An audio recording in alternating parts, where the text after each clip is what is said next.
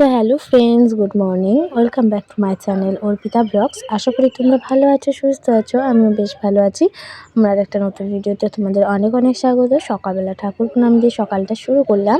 তো সকালবেলা উঠি, আজকে একটু লেট হয়ে গেছে উঠতে ঘুম থেকে। তার কারণ হচ্ছে কাল রাতে ঠিক করে ঘুমাতে পারিনি। আমার ছেলে বারবার ঘুম থেকে উঠে পড়ছিল। তো ঘুম থেকে উঠি, আমি উঠেছি মানে আমার ছেলে উঠেছে। উঠেই আগে আমার ছেলের জল গরম করে নিলাম, তারপরে জল গরম করে নিয়ে এসে এখানে ছাতুটা গুলে নিচ্ছি। তোমরা তো জানোই আমার ছেলে ছাতু খায় সকালে উঠি। আর ওখানে পেছনে আমার শাশুড়ি মা, আমার যা, ওরা সব বসে বসে চা খাচ্ছিল, ওদের সাথেই গল্প করছিলাম। আর এদিকে আমার ছেলের ছাতুটাও গুলে নিচ্ছিলাম। ওর বাবা বাড়িতে নেই, ওর বাবা চলে গেছে ভাড়ায়, সকালবেলায় ভোরবেলায় চলে গেছে। তো তারপর দেখো আমার ছেলেকে খাইয়ে দাইয়ে তারপর ওকে একটু ওর ঠাম্মির কাছে দিয়ে ঘরে বাবা কালকে রাত্রিবেলা ভাত খেয়েছে ঘরের মধ্যে, তো সেই থালাটা ছিল সেটাই আর কি কলতলায় বার করে দিতে গেলাম। আর ভাত যে কটা ছিল পাতে সেটা আর কি বাইরে ওই কুকুরে খায় সেই জায়গায় দিয়ে আসলাম, কুকুরটা আসবে এসে খেয়ে নেবে। তো তারপরে আর কি এদিকে চলে আসলাম প্রথমে আজকে ব্রাশ করতে, কারণ আমার না আজকে ভীষণ খিদে পেয়ে গেছে। আর বাপের বাড়ি থেকে তো কালকেই বাড়ি এসেছি। তো দেখো এদিকে বাপের বাড়িতে এতদিন ছিলাম, তোমরা দেখেছো সবার সাথে গল্প করতে করতে ব্রাশ করেছি ঘুরতে ঘুরতে। আর এখন তো শ্বশুরবাড়ি চলে এসে শ্বশুরবাড়িতে কেই বা আমার সাথে গল্প করবে, তাই না? সবাই সবার মতো কাজে ব্যস্ত। তো দেখো সেই জন্য একা একাই আমি ব্রাশটা করে নিলাম। আর আমি এখানে এইভাবে একা একাই ঘুরে ঘুরে ব্রাশ করি, আর তোমরা তো সাথে থাকোই। তারপর মুখটা ধুয়ে চলে আসলাম চা খেতে। ওই যে বললাম আমার খুব খিদে পেয়ে গেছে আজকে। রাত্রিবেলা হয়তো আমার বাচ্চা আছে, ব্রেস্ট ফিডিং করে, তার জন্য হয়তো এতটা খিদে পেয়ে যায়, জানি না কেন। হঠাৎ আমার খুব সকাল মানে ভোরবেলা থেকে আমার ভীষণ খিদে পেয়ে যায়। তো দেখো তারপর চলে আসলাম 3টে বিস্কিট নিয়ে। আর এদিকে হরলিক্স লেখাটা কেন জানি না আমার উল্টো মনে হচ্ছিলো, সেই জন্য আর কি সোজা করে ধরে তোমাদের দেখালাম। তো আমি খেয়ে নিলাম, খেয়ে নেওয়ার পরে আমি বসিয়ে দিলাম আমার ছেলের খাবারটা। তা হলে আমার ছেলে ছাতুটা খেয়ে খাবারটা যদি দেরি হয়ে যায় বসাতে, তাহলে আবার আমার ছেলের এদিকে খিদে পেয়ে যাবে। আর খিদে পেলে আমার ছেলের মাথা খারাপ হয়ে যায়। মানে আমার ছেলের টাইমে ঘুম আর টাইমে খাওয়া, এই দুটো একদম মানে কারেক্ট টাইমে করতে হবে। ওকে নিয়ে যদি খুব ঘুম এসে যায়, ওকে দিয়ে বেশি ন্যাংরা প্যাংরা করলে ও মানে এত পরিমাণে আমার ছেলে কাঁদতে লাগবে, 1 ঘন্টা ঝাড়া কেঁদেই যাবে, তো কেঁদেই যাবে। কারোর ক্ষমতা নেই ওকে চুপ করানোর। আবার খিদে পেলেও ঠিক সেম জিনিস করে। তো দেখো তারপরে দেখো এদিকে ছেলের খাবার তো বসিয়ে দিলাম, ওকে যে ড্রাই ফ্রুটসগুলো দিই সেগুলো দিয়ে ডালিয়াটা বসিয়ে দিলাম। তারপর আমিও কিছুটা ড্রাই ফ্রুটস খেয়ে নিলাম। আমি ড্রাই ফ্রুটটা খাওয়া আগে আমার প্রেগনেন্সির সময় আমি খেতাম রোজই রেগুলার, কিন্তু মাঝখানটা আমি একটু বন্ধ করে দিয়েছিলাম। আমার ছেলে হওয়ার পরও আমি রেগুলার খেতাম, বাট এই আমার ছেলে একটু বড় হয়ে যাওয়ার পর থেকে না আমি একটু বন্ধ করে দিয়েছিলাম। তার কারণ আমার একটু মানে মোটু হয়ে যাচ্ছিলাম, পেটে বেশি চর্বি হয়ে যাচ্ছিলো। বাট এখন আবার খাওয়াটা স্টার্ট করেছি। তার কারণ হচ্ছে আমার মনে হচ্ছে আমার মানে ব্রেস্টটাই হয়তো মানে মিল্কটাই হয়তো আমার ছেলের খেয়ে ঠিক হচ্ছে না। তো সেই জন্য আর কি আবার এই ড্রাই ফ্রুটগুলো খাওয়া স্টার্ট করেছি, এতে আমার ছেলে এখানে মানে ফ্যাটটা পাবে। আর এছাড়াও প্রোটিনগুলো যে ড্রাই ফ্রুটে থাকে সেগুলোও আমার মনে হচ্ছে পাবে। তো সেই জন্য আর কি আবার আমি এই ড্রাই ফ্রুটগুলো খাওয়া স্টার্ট করেছি। তো আমার শরীর যা হয় না হোক, আগে তো ছেলে ভালো থাকুক তারপর।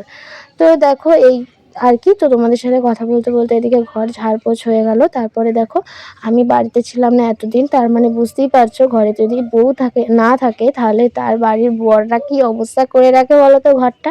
এটা তো প্রতিটা বউই মানে ভালোভাবে বুঝবে যে বাড়িতে যদি তোমরা না থাকো তাহলে তোমাদের বররা কীভাবে অবস্থা করে রাখে ঘরের। মানে যেখানে যেটা পেরেছে সেখানে সেটাকেই রেখে দিয়েছে, যেখান থেকে যা নিয়েছে সেটা সেখানেই পড়ে আছে, কোনো গোছানোর ব্যাপার নেই। আবার বিয়েবাড়ি গেছিলাম, তো সেখানে জামা কাপড়গুলোও আমি তুলতে পারিনি। বিয়েবাড়ি থেকে এসে সকালবেলাতেই আবার চলে গেছি। তো সমস্ত কিছু একদম মানে যেদিকেই তাকাচ্ছি সেদিকেই দেখছি নোংরা হয়ে আছে। আমি তো মানে কি বলবো, আমি সন্ধ্যাবেলা বাড়ি এসেছি ও বাড়ি থেকে, তো এসেই আমি দেখছি যে মানে আমার রীতিমতো একটা সাফোকেশন হচ্ছে। মানে কখন এই ঘরটাকে আমি পরিষ্কার করব, কখন কালকে সকালটা হবে আর আমি আমার ছেলেকে ও বাড়িতে দিয়ে কখন ঘরটা আমি পরিষ্কার করে সব কিছু মানে ঝাঁ চকচকে করে ফেলবো। তো দেখো সকাল হতেই ছেলেকে আগে খাইয়ে দাইয়ে ও বাড়িতে দিয়ে এসে আগে ঘরটা ভালো করে সুন্দর করে পরিষ্কার করে নিলাম।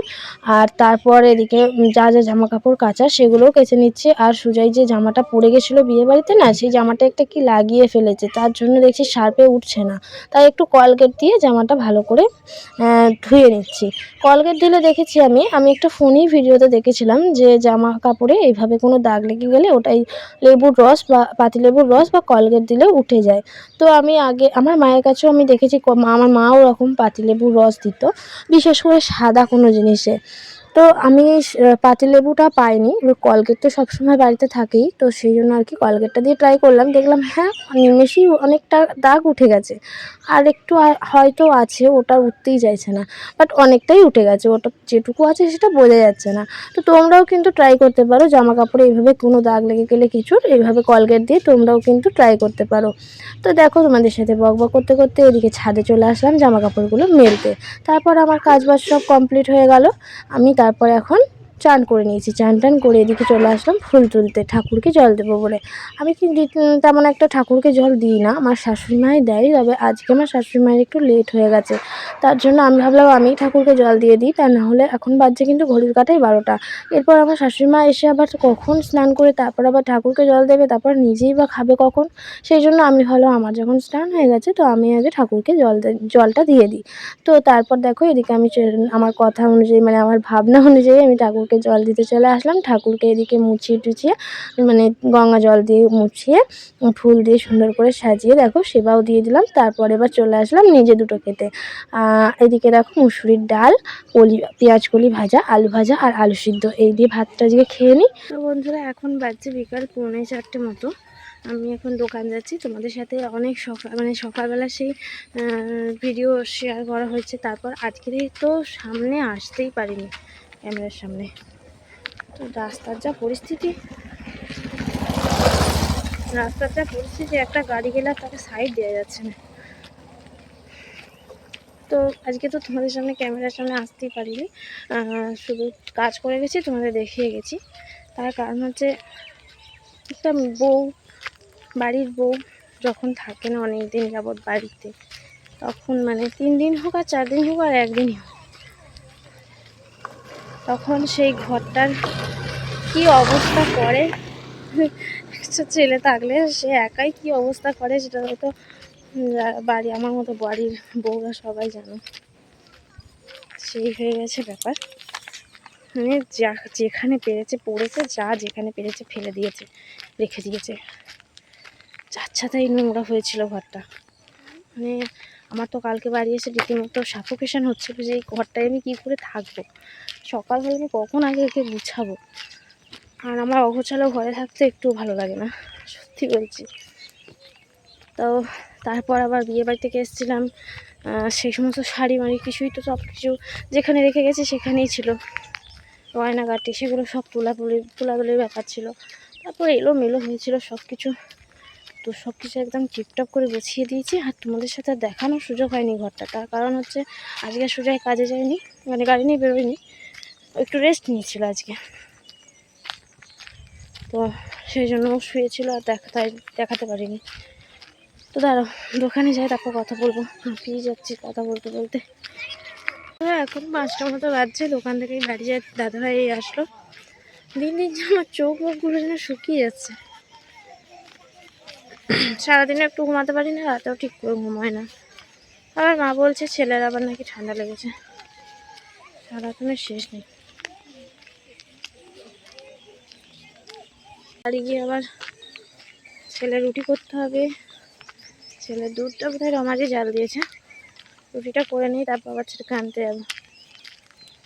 এই ওয়েদারটা চেঞ্জ হয়ে না এমন হয়ে গেছে, মানে শুধু ঠান্ডা লেগে যাচ্ছে, কদিন আগেই ভালো হলো, আবার ঠান্ডা লাগলো। যতদিন না আবার গরমটা পড়বে ঠিকঠাকভাবে ততদিন শান্তি নেই।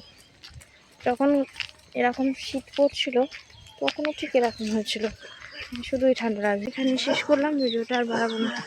চলো কালকে আবার নতুন ভিডিওর সাথে দেখা হবে।